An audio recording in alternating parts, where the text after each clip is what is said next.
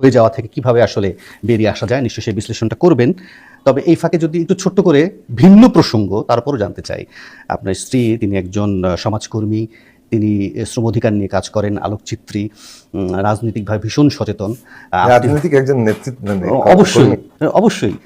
ফলে ফলে ফলে তার সাথে কি আপনার এই বিষয়গুলো নিয়ে আলোচনা হয় পারিবারিকভাবে? না আসলে মানে তাসলিমা আক্তার যিনি আমার জীবন সঙ্গী মানে তিনিও মানে আমরা প্রায় কাছাকাছি সময় যদিও আমার কিছুটা পরে ছাত্র আন্দোলনে যোগ দেন এবং আমি যে ছাত্র সংগঠন করতাম ছাত্র ফেডারেশনে আমি সভাপতির দায়িত্ব পালন করেছি। তাসলিমা আক্তারও ছাত্র ফেডারেশনের কেন্দ্রীয় বিশ্ববিদ্যালয় থেকে শুরু করে কেন্দ্রীয় কমিটির সাধারণ সম্পাদক তারপর সভাপতির দায়িত্ব পালন করেছে এবং তারপরে একদিকে নিজের রাজনৈতিক কাজ, শ্রমিকদের মধ্যে কাজ এবং আমাদের পার্টির নেতৃত্ব হিসেবে সামনে এসেছেন। অন্যদিকে তার নিজের আরও কিছু কাজের জায়গা আছে, আলোকচিত্রী হওয়া, ভিজুয়াল অ্যানথ্রোপোলজি পড়েন এবং পড়ান। তো এই কাজগুলো একই সাথে করেন আর কি। তো রাজনৈতিক, যেহেতু আমরা দুজনেই রাজনৈতিক কর্মী, এখন ফলে রাজনীতি নিয়ে তো আলাপ আলোচনা ঘরেও হয়, ঘরের বাইরেও হয়। চেষ্টা করি যে ঘরে তুলনামূলকভাবে কম করতে, কিন্তু ঘরেও আসলে শেষ পর্যন্ত যতটা সময় পাওয়া যায় প্রয়োজন হলে তো নিশ্চয়ই আলাপ আলোচনা হয়। আপনার নতুন পরিচয়টাকে তিনি কিভাবে দেখেন? প্রতিবাদী সাকিকে কি আর খুঁজে পান তিনি?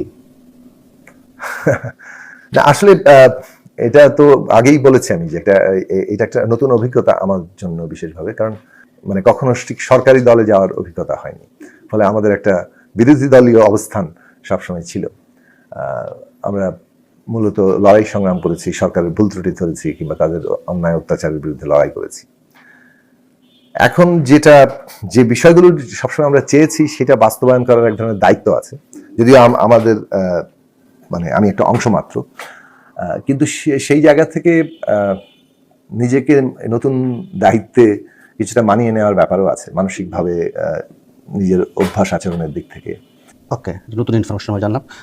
নিশ্চয়ই খুব শীঘ্রই আমরা এটা স্পষ্ট হতে পারবো। তবে আপনি ইঙ্গিত দিচ্ছেন যে খুব শীঘ্রই গণসংহতি আন্দোলনের প্রধান পদ থেকে আপনি সরে যেতে পারেন। হ্যাঁ, সেরকমই মানে অর্থাৎ এইটা আমাদের যেহেতু প্রথমবারের মতো অভিজ্ঞতা, কিন্তু এটা আমাদের পার্টির আলোচিত বিষয় এবং ইতিমধ্যে গৃহীত সিদ্ধান্তের ব্যাপার যে পার্টি প্রধান যদি কখনো সরকারে যোগ দেন তখন তিনি পার্টি প্রধানের দায়িত্ব থেকে নতুন কাউকে দেখা যেতে পারে। এক সময় ধরেন আপনি জামাতের আদর্শের বা জামাতের যে রাজনীতি তার কট্টর বিরোধী ছিলেন। এখন ক্ষমতার মানে বিষয়ে এসে আবার একসঙ্গে তাদের সাথে সংসদে, এই বিষয়টা কেমন? না দেখুন, জামাত ইসলামী একটা রাজনৈতিক দল এবং সেই রাজনৈতিক দলের বিষয়ে আমাদের রাজনৈতিক অবস্থানটা আমরা সবসময় স্পষ্ট করার চেষ্টা করেছি। জামাতের রাজনৈতিক যে আদর্শ, তাদের যে ইতিহাস, দুটোরই আমরা আমাদের দিক থেকে একটা পার্থক্য কেবল না, মানে সমালোচনামূলক জায়গাও আছে।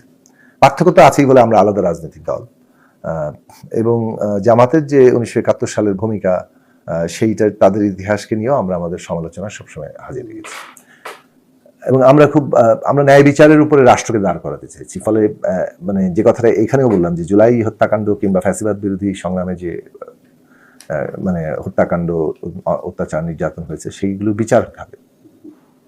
ন্যায় বিচার যদি রাষ্ট্র নিশ্চিত করতে না পারে তাহলে রাষ্ট্র তার নিজের ন্যায্যতা প্রতিষ্ঠা করতে পারবে না। সেই কথাটা কিন্তু আমরা 1971 সালের আমাদের রাষ্ট্রের জন্মলগ্ন থেকেই কিন্তু কথাটা বলে এসেছি এবং আমাদের দিক থেকে, আমাদের দলের দিক থেকে যতবার আমরা এই বিষয়ে বক্তব্য রেখেছি যে বাংলাদেশের রাষ্ট্র ন্যায় বিচার নিশ্চিত করতে হলে গোড়া থেকে দেখতে হবে। 1971 সাল থেকে এই পর্যন্ত আমাদেরকে ন্যায় বিচার নিশ্চিত করাটা এটা রাষ্ট্রের ন্যায্যতার জায়গা থেকে খুব জরুরি। ফলে 1971 সালের থেকে এখন পর্যন্ত এটা আমরা আগেও চেয়েছি, সেটার কথা আমরা এখনো বলবো। আর জামাত ইসলামীর যে রাজনৈতিক আদর্শ, সেই আদর্শর মধ্যেই কিন্তু এমন একটা জায়গা আছে যেখানে নিজেদের নির্দিষ্ট মতবাদকেই একমাত্র মতবাদ হিসেবে প্রতিষ্ঠা করা, অন্যের প্রতি এটার বাস্তবতা হয়তো এখন তারা বলবে, কিন্তু এটা আসলে ক্ষমতা প্রাপ্তির পরে বোঝা যাবে যে এই তাদের আদর্শিক জায়গাটা শেষ পর্যন্ত কোথায় কি দাঁড়ায়। ফলে তাদের ঘোষিত আদর্শ, তাদের গঠনতন্ত্র, ঘোষণাপত্র, সেগুলোতে যে রাষ্ট্রকল্পনা আছে সেই রাষ্ট্রকল্পনা গণতান্ত্রিক রাষ্ট্রকল্পনার সাথে যায় না বলে আমরা মনে করি। এইটার রাজনৈতিক পার্থক্য তো আমাদের দিক থেকে আছেই। এখন কিন্তু রাজনৈতিক দল হিসেবে যতক্ষণ তারা একটা গণতান্ত্রিক কাঠামোর মধ্যে কাজ করছে ততক্ষণ তাদের সাথে আমাদের পার্থক্য সত্ত্বেও যেভাবে অন্য রাজনৈতিক দলগুলোর সাথে আমরা আছি সেভাবেই আমরা আছি। এখন তারা কেউ যদি জনগণের ভোটে নির্বাচিত পার্লামেন্টে আসে তো তারা আসবেই। পার্লামেন্টে আসা তার মানে এটা জনগণের সিদ্ধান্তের জায়গা।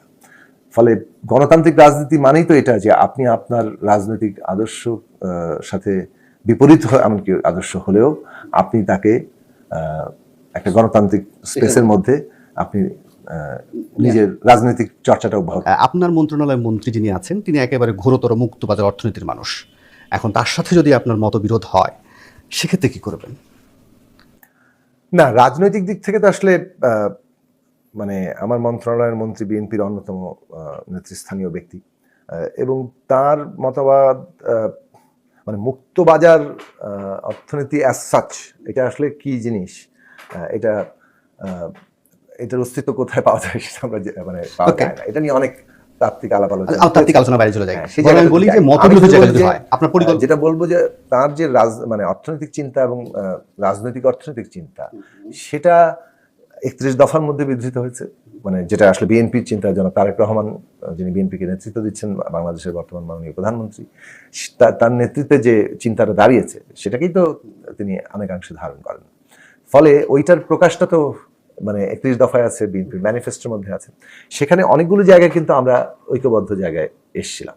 সেটা তো বলছিলাম, ধরুন ঐক্যের জায়গা আপনার একটা সময় গিয়ে নাও থাকতে পারে, আপনি একটা দল যে কারোর সাথে হতে পারে। সেক্ষেত্রে তো বললাম যে তিনি মন্ত্রী, আপনি প্রতিমন্ত্রী, উনি বিএনপির, আপনি গণসংহতি আন্দোলনের, মত পার্থক্য তো হতেই পারে। সেক্ষেত্রে তখন জুনায়েদ সাকির অবস্থানটা কি হবে? যে জুনায়েদ সাকিরকে আমরা দেখতাম প্রতিবাদী পার্থক্য নিরসন করাটাই তো একটা কাজ। রাজনীতির কাজ তো এরকম না যে মত নিয়ে কেবল মানে যে যার অবস্থানে বসে থাকে। মত পার্থক্য আমাদের আগেও ছিল, আমরা সেটা নিরসন করেই 31 দফায় এসেছি। আমরা সেটা নিরসন করেই একটা এই যে রাজনৈতিক উত্তরণ প্রক্রিয়া সেটার মধ্যে আছি, এবং সেই প্রক্রিয়া যতক্ষণ অব্যাহত থাকবে সেটা আমাদের নিশ্চয়ই আমরা সেটার মধ্যে মানে আমরা কাজ করতে পারবো। আর এই প্রক্রিয়াটা অব্যাহত রাখাটা জনগণ এবং দেশের প্রয়োজনে এখন কতটা জরুরি সেটা প্রধান বিবেচনা আনতে হবে। আমরা মনে করেছি যে বাংলাদেশের কে নতুন করে গড়ে তোলার যে সুযোগটা তৈরি হয়েছে আমাদের শহীদের রক্তের উপর দাঁড়িয়ে, এটা খুব গুরুত্বপূর্ণ জায়গা। জি, আরো পার্থক্য থাকবে, আরো স্পষ্ট হয়। ধরেন অর্থ পরিকল্পনা মন্ত্রণালয় ঈদের অনুষ্ঠানে থাকবে। আচ্ছা, ঈদ অনুষ্ঠানে থাকবে। আচ্ছা, আমি ঈদ নিয়ে যখন আলোচনা করছিলাম তখন আপনি ঈদে খুব আগ্রহ পাচ্ছিলেন না। আপনার ছোটবেলায় ঈদের তেমন কোনো অভিজ্ঞতা নেই, ছোটবেলায় শৈশব ঈদ টুক যায়নি।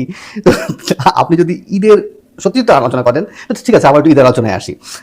এবার ঈদে আপনি ভাবিকে কি দিলেন? আসলে এইসব দেয়াদির জায়গাগুলো আমরা খুব চর্চার মধ্যে ছিল না আমাদের, বরং প্রয়োজন হলে একসাথে কিছু কেনার কখনো মানে চেষ্টা করেছি। যে আপনার বাবা তো বিভিন্ন সময়ে বিভিন্ন জায়গায় দায়িত্ব পালন করেছেন সরকারি কর্মকর্তা হিসেবে, কর্মচারী হিসেবে, যে বিভিন্ন জায়গায়। ফলে ঈদের এমন কোনো স্মৃতি যেটা আছে যেটা এখন আপনার স্মরণ পড়ছে, যেটা আমাদের দর্শকদেরকে জানাতে পারেন? না, আমার ছোটবেলার ঈদ আমাদের কাছে খুব একটা আনন্দের ব্যাপার ছিল এবং আকাঙ্ক্ষিত বিষয় ছিল। মানে এই দিনের জন্য আমরা অপেক্ষা করতাম এই কারণে যে ঈদের দিন ছিল আসলে মূলত স্বাধীনতা পাওয়ার দিন। মানে এমনিতেই তো একটা মানে কাজের যাওয়া, মানে আমরা কোথায় যাচ্ছি কি করছি সেটা তো একটা সবসময় একটা বাধা নিষেধের মধ্যে থাকতে হয়েছে ছোটবেলায়।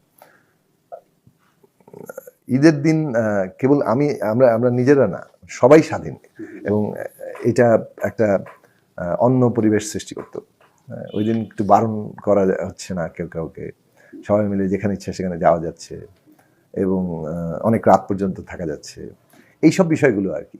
এবং আপনার একটা ফ্রি অ্যাক্সেস তৈরি হচ্ছে, যে কোনো জায়গায় আপনি যে কোনো বাসায় যেতে পারেন, যে কোনো সাথে কথা বলতে পারেন। মানে ঈদের দিনে আপনার যে প্রথাগত বাধা নিষেধগুলো আছে সেগুলো সবগুলোই মনে হচ্ছে যে স্থগিত হয়ে যেত।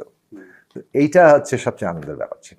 জুলাই অভ্যুত্থানের সময় যারা আহত হয়েছে তাদের চিকিৎসার ব্যাপারটা খুব বড়ভাবে আলোচনায় আসে। এই ঈদের সময়টা তারা কে কীভাবে পার করছেন সেটাও নিশ্চয়ই আপনার খোঁজ খবর রাখেন। ফলে তাদের সুচিকিৎসা কতটুকু নিশ্চিত হলো এই প্রসঙ্গটি নিশ্চয়ই বলবেন। একই সঙ্গে আপনি গণমাধ্যমের উপর যখন হামলা হোক বা মামলা হোক বা হয়রানি হোক বিভিন্ন সময় প্রতিবাদ করেছেন, গণমাধ্যমের উপর যখন হামলা হয়েছে। এখনও আমরা দেখছিলাম যে অনেক সাংবাদিক যারা আছেন তারা এখনও অনেকেই বিনা বিচারে আটকে আছেন।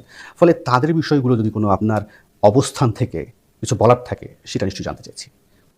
যারা অভ্যুত্থানে এই দীর্ঘদিনের লড়াইয়ে আহত হয়েছেন, নির্যাতিত হয়েছেন, তাদের মানে তাদের পরিবার এবং তাদের নিজেদের যে অবস্থা, এই দাবিটা কিন্তু আমরা